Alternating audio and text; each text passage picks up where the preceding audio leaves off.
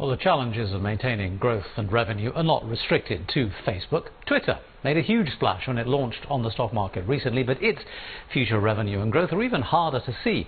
And even in China, the social media space is seeing fierce competition and falling revenues. Well, joining me now in the studio is Sangeet Choudary, a tech industry analyst at Platform Thinking and a writer on issues tech. Sangeet, let's start with that Princeton review. They compared social media to a disease in the way that it grows and then declines, and suggested that it's going to collapse in its membership. Do you see any merit in that?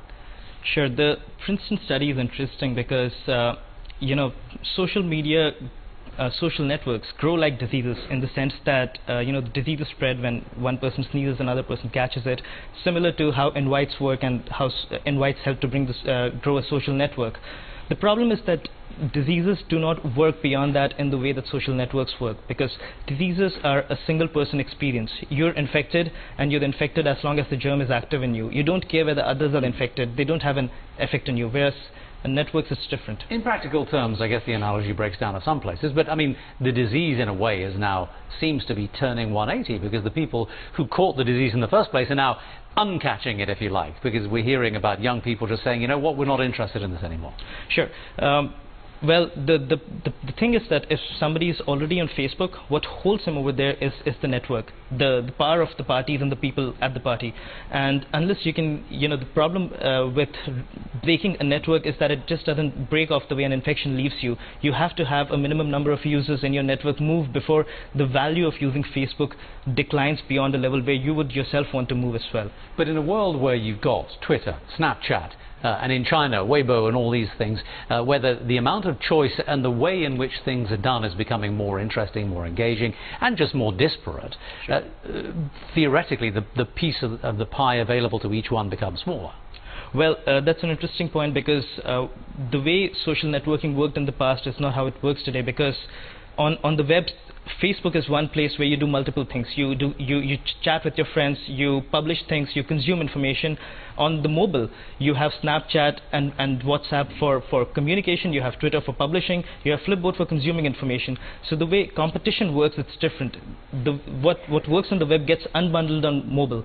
Now, Facebook has so far worked very well in transitioning users to mobile, and the key threat that they have is, how do they prevent users from how do they prevent other applications from stealing time?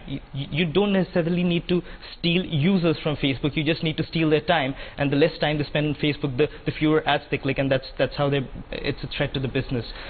So, I mean, how big a threat do you see this as being? Because, I mean, the big question that everybody's asking is, who's going to emerge from this as the big player? And Facebook, of course, is the 800-pound gorilla, sure. And probably will be for some time, sure. But it won't always be. Well, I don't expect a huge exodus in users completely from Facebook initially, but there is a growing, there's a growing chunk of time that users spend on Facebook that is now moving away to all of these other applications. And that's why Facebook kind of realizes that, which is why initially its strategy was to create a layer on top of the mobile phone and own the mobile phone. And now it's moved to creating a portfolio of applications that individually try to compete with all of these. And it's increasingly having problems in successfully competing over there. It launched Paper last week in a bid to compete with the time that people spend on Flipboard instead of on Facebook, and it remains to be seen whether they can convincingly do that. So while the network as such may not break down the way MySpace broke, while users may not leave Facebook in droves, the threat is that they are spending less time on Facebook, and less time means less money for Facebook. And just in a broader sense, the way that networking, the platform model, the engagement of people in sure. one place has been evolving. Are you seeing it as still a growth industry, or are you seeing it as something that will prove in the end to simply have been a fad for a short space of time? I feel that networking as a general, as a space in itself is a growth industry, because as more and more things get connected, you need to have things exchanged over those connections. And now we're seeing things being connected not just with new people being added to internet, but the way they use the internet, the way they access the internet. So networking as such is something I'm pretty bullish on. The other thing that I see which is increasingly important is the effort to grow a new network has fallen drastically.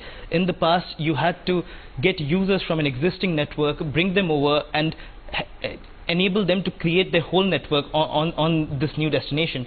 With something like Snapchat or WhatsApp, they just use the phone books network and just create a network on top of it. So it's a lot easier than it's ever been to create a network. So plenty more to come, I would imagine. All right, Sangeet, thanks very much indeed. Thank you. Sangeet Choudary, speaking on social networks there.